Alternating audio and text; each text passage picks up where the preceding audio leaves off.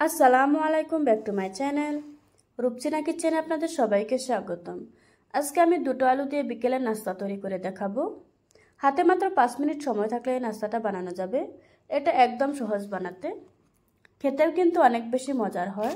চলুন তাহলে রেসিপিটা দেখে নেওয়া যাক। বিকেলের নাস্তা বানানোর জন্য এখানে আমি দুটো আলু আগে থেকে খোসা ছাড়িয়ে নিয়েছি। তারপর আমি গ্রেটারের মিহি ছিদ্র দিয়ে গ্রেট করে নেব। আমাদের আলুটা গ্রেট করে নেওয়া হয়ে গিয়েছে। এখন একটা বাটিতে নিয়ে নিচ্ছি। এখন পর্যাপ্ত পরিমাণে পানি দিয়ে আলুটাকে ধুয়ে নেব। আলুটাকে আমি 2-3 বার পানি পাল্টিয়ে খুব ভালোভাবে ধুয়ে নিয়েছি। এবার দিয়ে দিচ্ছি কিছু কাঁচামরিচ কুচি, দিয়ে দিচ্ছি 1/2 চা চামচ লাল মরিচের গুঁড়া, দিচ্ছি 1/2 চা চামচ হলুদ গুঁড়া, তারপর দিয়ে দিচ্ছি 1/2 চা চামচ ধনিয়ার গুঁড়া, দিয়ে দিচ্ছি 1/4 কাপ চাউলের গুঁড়া, দিয়ে দিচ্ছি স্বাদ মতো লবণ। এবার আমি সবগুলি উপকরণ খুব ভালোভাবে মিশিয়ে নেব। শুধুমাত্র চালের গুঁড়া দিয়ে এটা এখানে আটার কাজ করবে না, এখানে ময়দাও অ্যাড করতে হবে। খুব ভালোভাবে মিশিয়ে নেওয়ার পর দিয়ে দিচ্ছি 1/4 কাপ ময়দা।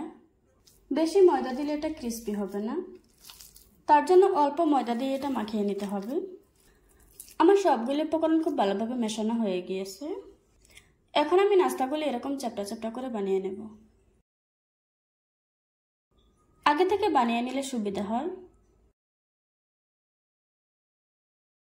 এভাবে করে আজকে আমি সবগুলি নাস্তা বানিয়ে নেব। অন্যদিকে চুলায় একটি কড়াই বসিয়ে পরিমাণ মতো তেল দিয়ে দিয়েছি। তারপর তেলটাকে খুব ভালোভাবে গরম করে নেব। এখন তেলটা গরম হয়ে গিয়েছে। এবার আমি গরম তেলের উপর নাস্তাগুলি ছেড়ে দিচ্ছি।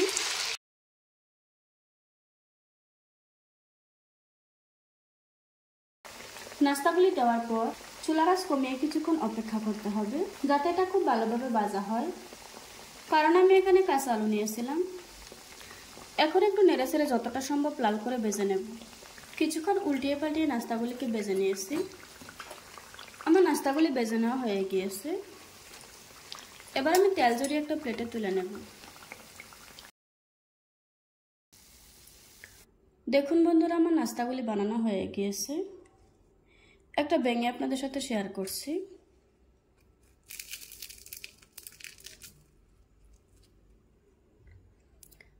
আশা করছি আজকের এই সহজ রেসিপিটা আপনাদের কাছে ভালো লাগবে।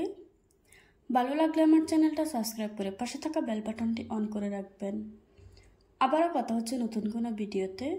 ততক্ষণ সুস্থ থাকবেন, ভালো থাকবেন। আল্লাহ হাফেজ।